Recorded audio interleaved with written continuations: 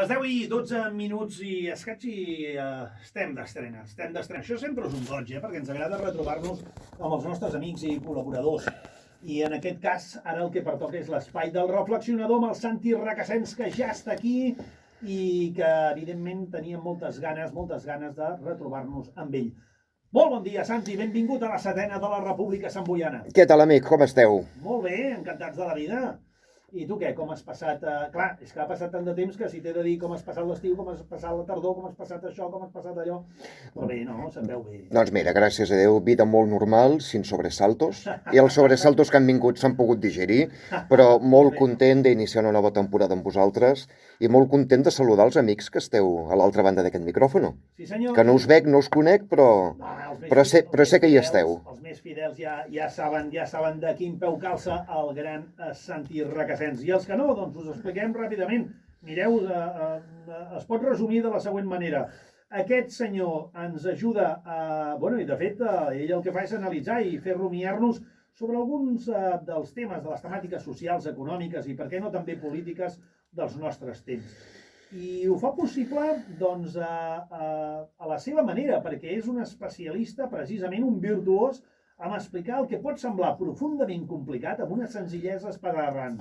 És el nostre amic pagès, llicenciat en Direcció d'Empreses per la Universitat de Saint Peters de Nova York. És, ja ho sabeu, en Santi Recasens. Doncs res, posem a fil l'agulla. Era just i necessari tornar a recordar una mica el teu perfil. Sí. On vens i segurament cap a on vas, ja ho sabem cap a on vas, sempre cap a camins serens i de bon fer. Esperem-ho. Avui, Santi, doncs, estrenes temporada i, per tant, encantats de la vida, ja t'ho dèiem, i això vol dir que ens hem de retrobar també amb l'actualitat. Avui comencem el trajecte parlant de diverses coses que no sé què són, que seran, que ens trobarem. Una mica, podríem dir les patates calentes, deixa'm dir-ho d'aquesta manera, no? Les patates calentes que tenim ara mateix a sobre no tan sols de les dimensions, diguéssim, polítiques, sinó fins i tot també informatives, i de què és el que ens anirem trobant. Deixa'm recordar, per exemple, que encara estem una mica amb el tema de la taula del diàleg. Aquesta primera tongada, diguéssim, de la trobada entre els governs de l'Estat i de la Generalitat de Catalunya. En quin moment ens trobem? Què s'ha fet? Quines conclusions de moment en podem treure del que s'ha explicat? Però també volem, de manera resumida, que ens expliquis quines són la resta de tendències informatives que ens trobarem, de patates calentes, ho hem dit abans, perquè hi ha molta cosa. Jo no sabria per on començar. Les pensions, aquesta reforma de la reforma, tots els problemes geopolítics que ens estem trobant amb el Sàhara, etc. Escolta, tu mateix, fes una mica aquest resum de les patates calentes, que al llarg de la temporada ja anirem concretant en cada temàtica. Mira, del tema de la taula de diàleg, crec que no val la pena dedicar-li més d'un minut. Perquè, fins i tot el més ingenu, el més objectiu, té claríssim que això serà una taula de la parte contratante de la primera parte. Prometran moltes coses al govern espanyol, moltes coses que al final no en complirà cap. Els que estan a la taula de diàleg tornaran aquí amb 4 engrunes i les vendran de gran victòria i aquí no passa una. Això ho hem de tenir tots claríssim. Allò que dèiem que tothom utilitzarà això de la taula del diàleg per una estratègia de llarg recorregut. Sembla ser que la Republicana també vol llarg recorregut amb les seves estratègies, digue-li com vulguis, i el govern espanyol, doncs, seure en una taula on ells mateixos diuen seurem en una taula de diàleg però no parlarem ni de... una funció de teatre? Ni d'independència o del que seria un referèndum, ni parlarem tan sols del que serien els indults. Sí, però és que del que acordin tampoc ho compliran. Aleshores, per això dic, a veure que... ja en parlarem més endavant d'això. Jo em vull centrar en una patata calenta de màxima actualitat i que ens afecta a tots a la butxaca, que és tot el tema del preu de l'electricitat, el preu dels combustibles, la crisi aquesta de subministraments i de logística que hi ha, perquè això sí que ho estem patint a dia d'avui. I pot semblar tot molt complicat, hi ha moltes raons, no?, que s'ajunten, però al final rasques una mica, vas al moll de l'os, i veus que tot es basa en una cosa, i és de que la llei d'oferta i demanda, la base de l'economia, ha quedat greument, per culpa del virus, ha quedat greument dislocada, diguem-ho d'aquesta manera. Per què? Jo faré una miqueta la comparació de que el virus, quan hi va haver els confinaments i tot això, doncs va obligar a tancar moltes coses. I posem per cas un vaixell o una fàbrica, en un moment donat pots apretar un botó i s'apaga tot. Però clar, després tornar-ho a arrencar tot no és com posar les claus en un cotxe, engegar i començar a tirar. No, hi ha d'haver uns processos i porta molt temps. Amb el tema de l'electricitat, per què ha pujat tantíssim? A part de les coses estranyíssimes que té el sistema elèctric espanyol, que arrossega molta cosa política i molta cosa que donaria per 3 programes, perquè això s'arrossega ja de fot 30 anys. Clar, hi ha una cosa molt clara, que és la pujada del gas i el petroli. Perquè una part important de l'electricitat que consumim al nostre país ve d'energies de cogeneració que funcionen amb gas. Què és el que tenim aquí? Durant la pandèmia, la demanda de carburants va baixar tantíssim que no sé si recordes que el preu de petroli es va arribar a posar fins i tot en valors negatius. O sigui, no... Quasi allò de dir, si se l'endú, el pago jo perquè se m'endugui els excedents. Exacte. Després, què és el que ha passat? Doncs, quan el confinament es va acabar, la recuperació econòmica, les ganes de consumir de la gent, s'ha recuperat de forma tan ràpida que literalment la indústria petroliera o gasística no dona abast a cobrir tot això. Perquè, clar, parar moltes instal·lacions de processament de gas i tot això és molt fàcil, però tornar-la a engegar costa un temps. També aquí s'ajunta que tenim uns senyors al Golf Pèrsic i tenim un senyor que es diu Vladimir Putin, que són els que tenen la clau de tot això.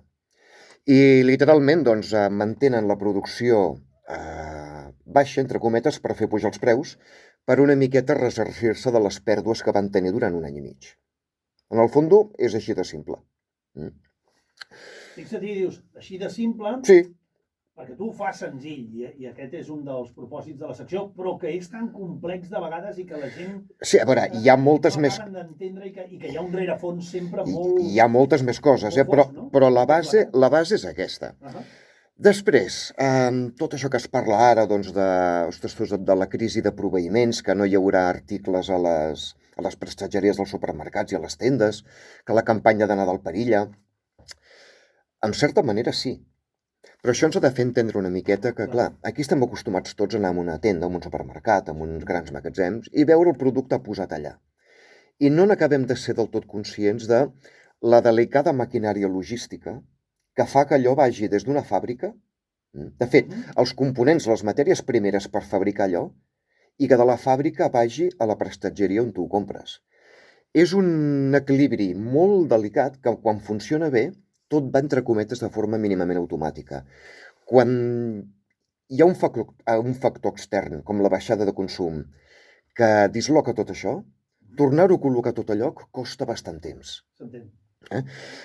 S'ha parlat molt del tema dels costos de transportar les mercaderies per mar i que no hi ha contenidors i tot això, i que per això fa doncs, que els preus dels productes estiguin pujant cada vegada més.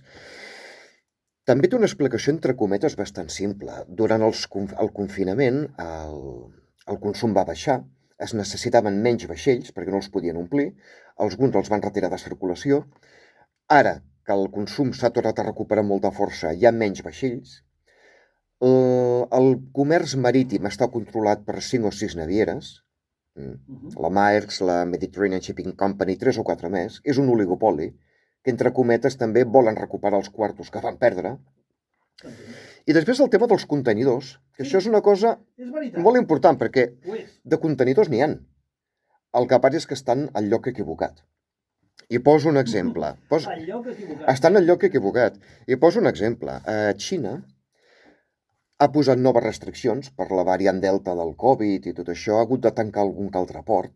Això ja ha trencat una miqueta la logística portuària normal de transport marítim, però també el que ha fet la Xina és importar menys. Això què vol dir? també és el perill de que fabriquem tant a Xina, hem donat tant poder de manufactura a Xina, que ara ens trobem amb aquestes coses, perquè tot surt d'allà. Un contenidor ple de, jo què sé, de productes electrònics, surt de la Xina, va a Rotterdam, allà es descarrega. Però si després aquest contenidor... Dels ports importants des del punt de vista geopolític. Però si després, a veure, poder aquest contenidor es carrega amb, jo què sé, amb mobles i se'n va als Estats Units. Però si després aquest contenidor que aterra doncs, a l'aeroport de Bayonne, Nova Jersey, o al port de Los Angeles, no hi ha ningú que el reclami, què vull dir? Que el necessiti per tornar a portar coses a la Xina, aquest contenidor es queda en un port als Estats Units o a Rotterdam buit fins que algú el necessiti. Quan és un contenidor no passa res. Però quan a lo llarg del temps es van acumulant, doncs aquest és el problema que tenim. Que clar, a la Xina hi ha molts contenidors buits a Rotterdam, a Los Angeles i a Bayonne, i n'hi ha molt pocs a la Xina.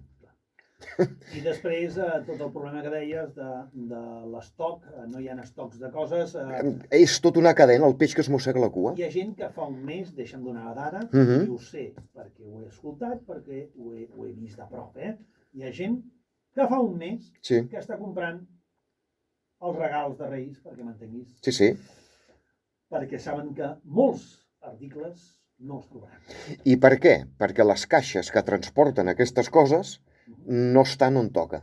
Evidentment que pots carregar un vaixell enorme i tornar a portar contenidors buits a la Xina, però clar, la naviera... La falta d'estocatge, perquè s'han aturat màquines en molts períodes de confinament, això també ha provocat que es trenqui una mica...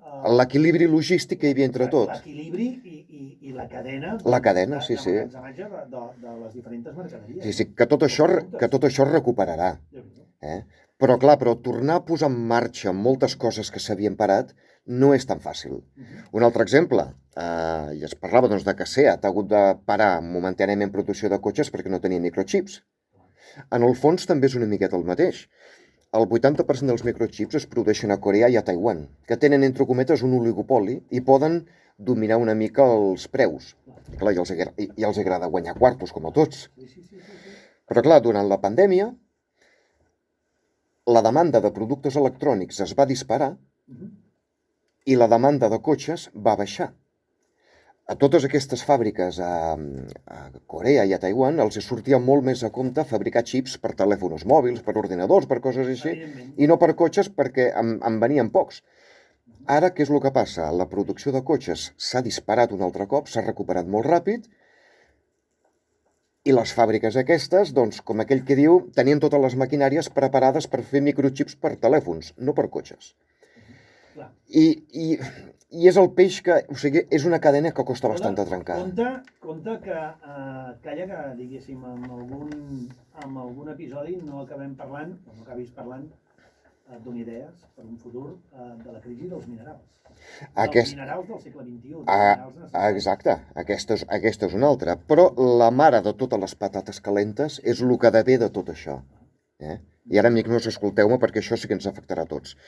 No sé si recordes, ja fa bastants mesos, que vam parlar aquí de lo que era el confederalisme. Sí, senyor. Te'n recordes? Episodi interessant, com no podia ser d'altra manera. I podeu mirar la hemeroteca, però us recordo ara què us vaig dir. Que tot això començarà amb una pujada molt forta de la inflació, quan es recuperi el consum. La pujada forta d'inflació la tenim aquí, ja. I ha vingut per quedar-se, A veure, acabarà baixant. Una mica el profeta de la República que vindrà després. No, el profeta no. És senzillament tenir coneixements d'economia i finances i haver fet els meus deures. No sóc un profeta. En més d'una ocasió ho has clavat, A vegades has explicat moltes coses que han passat de seguida, Doncs ja tenim la inflació aquí. La inflació, l'única manera de parar-la és pujant tipus d'interès. Hi ha altres mesures, però... I això passa també les seves factures, clar. La Reserva Federal nord-americana ja ha començat dient que retirarà els estímuls de compra de bonos. El Banc Central Europeu ja avisa que també ho farà. I ja es parla també de que tant Estats Units com Europa pujaran tipus d'interès cap al 2022-23 com a molt tard. En un país amb el megadeute que té Espanya, que a dures penes pot pagar els interessos, Tu com creus que li afectarà a les finances espanyoles que li pugin els tipus d'interès? Doncs a córrer tothom. I tot això, tot aquest rotllo que he pagat, és per anar a això final, inflació. Al final els inversors nord-americans els sortiran més a compte passar alguna nit a Las Vegas que no pas invertir a Wall Street. Però és que no vaig ben bé per aquí, vaig perquè a Espanya ja no podrà pagar ni els interessos i la Unió Europea, el Banc Central Europeu, prendrà mesures que no ens faran cap gràcia. Company! I això 2 anys, Sí. Bueno, continuarem parlant. Sigui com sigui, que continues amb la mateixa tendència, és capaç d'explicar les coses més complexes de la geopolítica, de l'economia, etc., amb una senzillesa espaterrant. I això és el que ens convé a totes i a tots per entendre les coses i reflexionar. I ve aviat una altra crisi. Com el Papa Noel i els Reis Magos no arribin a temps pels regals, els seus poders màgics se'n van a passeig i a veure els nens què pensaran, I això és una altra patata calenta, Sí senyor, i no és poca broma. I no és poca broma, La setmana vinent, ràpidament, sempre ens agrada avançar una mica de què anirà la cosa. Les pensions. Les pensions. Que ens interessa a totes i a tots. Exacte, perquè això sí que ens afecta a tots. Què passa amb les pensions? Aquesta reforma que vol fer una reforma de la reforma i d'altres coses, perquè a més serà molt interessant perquè en Santi, amb les seves investigacions, ens explicarà quins són els països que ho porten millor i quins són els que ho porten pitjor. I quines propostes hi ha, algunes de creatives i algunes de massa creatives, per poder pensar què passarà amb les pensions. Santi Recasens, el nostre reflexionador. Moltes gràcies, com sempre, company. Moltes gràcies a vosaltres, amics meus. Que passis el que queda de setmana de manera brutal i fantàstica, perquè t'ho mereixes, i dijous vinent, més reflexionador. A reveure. Que vagi molt bé. Hola. Molt bé. ¿Qué tal? Bien, muy bien. ¿Y qué tal estáis? ¿Cómo vais? Bueno, de momento, como yo digo, vamos tirando. Sí. Bueno, hemos ganado en algo.